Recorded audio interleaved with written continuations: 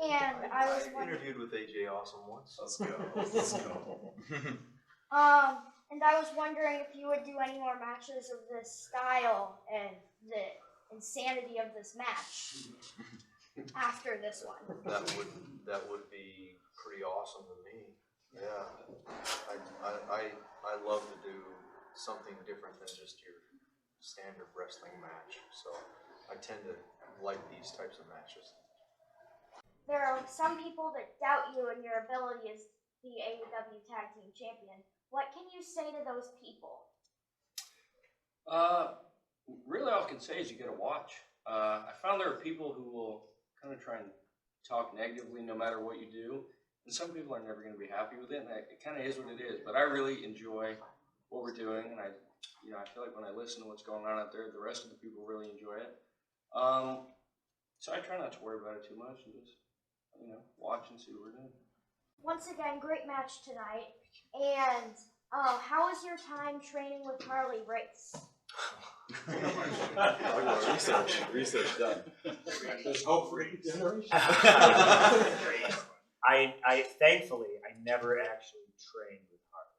He would just book me on his shows, and he would throw up in my car, and I would ride on his boat, and the most horrible thing that would happen is he would just drive the boat, and every time he said beer, I had to hand him a beer, and I was always like, maybe you shouldn't be driving the boat or anything. But just being in his house, it's weird, right? Do you ever get hit with a stun gun? No? I don't recommend it. It shuts your whole body off. I thought I pissed myself, but he hit me in the butt with it, and it's not fun. But that's kind of cool, right? Because Harley Race liked me enough to zap me with a stun gun. I think that's pretty neat. But I did learn a lot from him. He refereed a bunch of my matches. There was one particular match, I think, every time I got taken over in a headlock takeover, he would bend down and he would check on me. He'd be like, "What do you say?" And he would stick both his fingers up my nostrils, and it was awful because he had gigantic hands. He would just jam his middle finger and his pointer finger like in my nose, and it sucked. But I just being around him, I learned a ton from him. He was a pretty hard trainer, so thankfully I never had to roll around and take bumps. But just being on his shows, he was and this is peeling back the curtain. I'm not supposed to say words like this, but he's the guy who taught me how to make a blade. And I think he would be pretty goddamn proud of me right now. AJ from the AJ Awesome Show here. Oh, hello. I recognize you. It's been a while. Being teamed on with Red Dragon and Dark Order coming out to save you several times before, how has your relationship with Dark Order changed for the better or the worse while you've been the champion?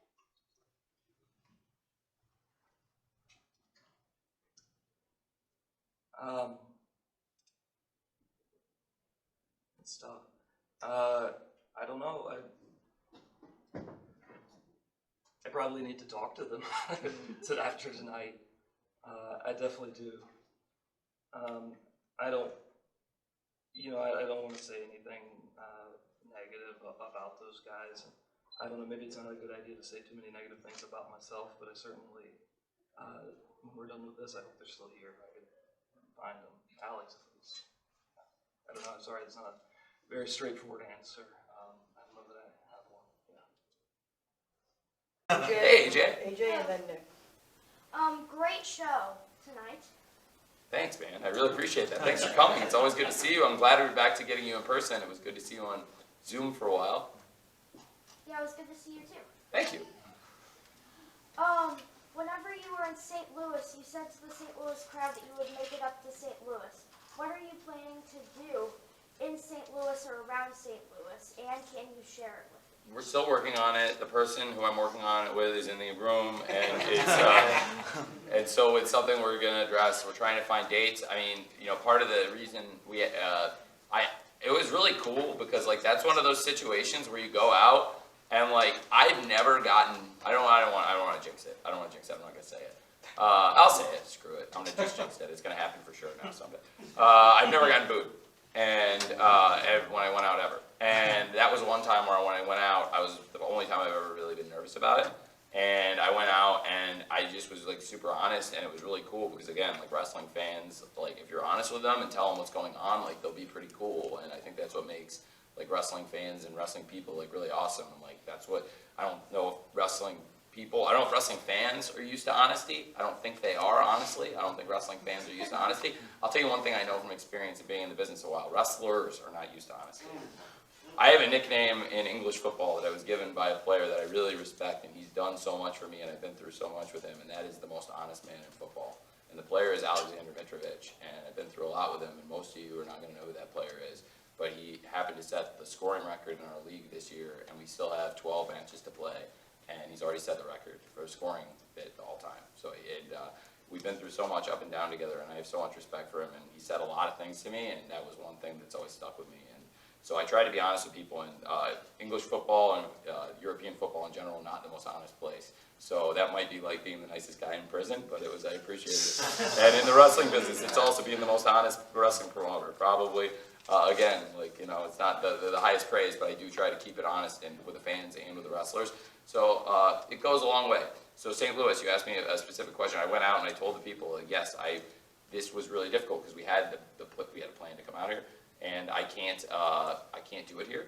And there was a reason I couldn't, which was that there was a UFC schedule that night that I didn't know about when we originally booked it, and there was also a Canelo Alvarez. So we moved the show out of that, and we still had a show, but it wasn't the exact show I'd originally planned. So I do want to go back there and do something really special because it's like near. Are you from around there? Yes. That's what I thought. And I'm also from not too far away. I'm from Champaign, Illinois, which is like a few hours drive. And so I've had a great time in St. Louis, a lot of great memories. The Illini came very close to winning the national championship there. They won in the Final Four and then lost to North Carolina. That wasn't a great memory, but I have had a lot of great times in St. Louis, and I really do want to bring a big show there, and it's something we're trying to schedule and make sure it's like one of our major events. So it's definitely something I'm trying to do. Thank you, and thank you to everybody around St. Louis.